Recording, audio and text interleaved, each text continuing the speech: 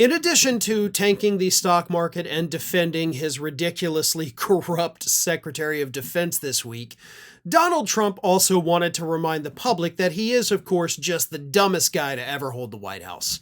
And that is saying a lot because this is a century that also included George W. Bush as president, and yet somehow Trump is even dumber than him. But here's what happened. Donald Trump decided that even though we've got a year and a half to go before the governor's race in Arizona actually heads to the polls, over a year before we even have the primaries in that race, he decided to come out and go ahead and make his endorsements. Except he didn't just endorse a candidate, he endorsed both of the Republicans running for that nomination. And there's only 2 Republicans running, and Trump came out and endorsed both of them for the Republican primary. Which, honestly, when you think about it, it's maybe not that dumb. It's actually the smartest way, because now, no matter what, your candidate's going to win. It's like placing a bet on a sports event and just betting on both teams to win. Yeah, one of the bets isn't going to pay off, but the other one is. So, it's a wash. But you still get to go and tell people you won because the person I picked won, while the other person you picked also lost. But we'll just ignore that part, Trump thinks. But here's what this complete moron put on Truth Social. I like Karen Taylor Robson of Arizona a lot, and when she asked me to endorse her with nobody else running, I endorsed her and was happy to do so. When Andy Biggs decided to run for governor, quite unexpectedly, I had a problem.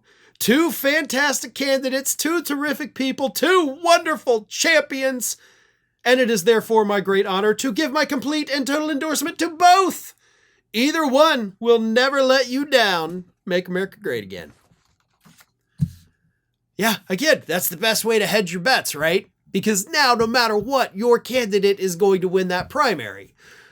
Unless a third person jumps in, because again, we've got well over a year before the primary, then what are you going to do? You going to endorse the third person too? Or could we end up in a even more hilarious situation where there's 3 people running, 2 endorsed by Trump, and they both lose to the third person? That could happen. And that would be the funniest thing I think I've ever seen. Now, let us never forget this. Donald Trump has endorsed people that have in fact won, okay? However, the majority of people that Donald Trump endorses go on to lose, especially when he is the sitting president. During his first term in office, his endorsement was a kiss of death. It got a little bit better when he was not in office during the Biden years. But now he's back in office. His popularity is plummeting faster this term than it did his first term. This endorsement is not something Republicans should be clamoring for. It's something they should be like, please, please, for the love of God, don't endorse me. I kind of want to win. Because this is going to backfire. That was one of the bright spots of the first Trump administration. It was the only bright spot, really. That Trump would go out there, endorse these candidates in special elections, in the midterms, and then they all just got their butts kicked.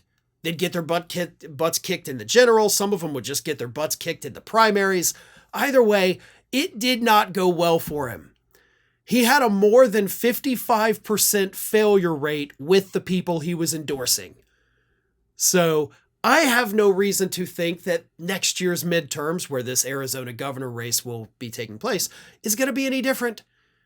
He's already historically unpopular, beating himself as the least popular guy to hold office. So yeah, go ahead and keep making your endorsements, but Republicans, I wouldn't accept them if I were you.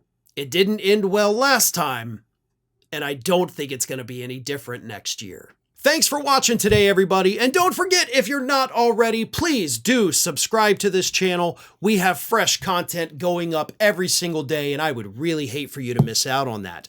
And speaking of missing out, if you're not following me across all other social media outlets, then get on it. You can follow the links in the description of this video.